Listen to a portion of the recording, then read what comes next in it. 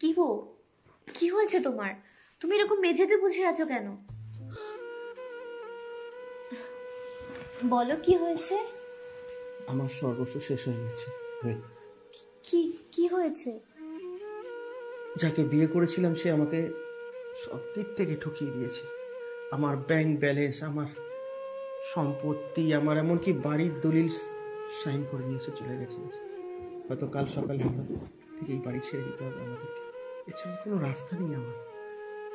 আমি পুরো ভুল করেছি কোয়েল, আমি ভুল করেছি। অনু বাড়ি ছেড়ে চলে গেছে? সব কিছু নিয়ে চলে গেছে বাড়ি ছেড়ে। কাল সকালে আমাদের বাড়ি ছেড়ে দিতে হবে। আমি জানি না তোমাকে নিয়ে আমি কোথায় দাঁড়াবো। আরে তুমি চিন্তা করো না, আমার মা বাবার একটা ঘর আছে, তালাই দেওয়া থাকে, কেউ থাকে না। ওটাই না হয় আমরা কালকে চলে যাব। আর এখন থেকে আমি আর তুমি একসাথে রোজগার করব, তাহলে আর আমাদের কোনো অসুবিধা হবে না। কি বলছো কোয়েল? হ্যাঁ।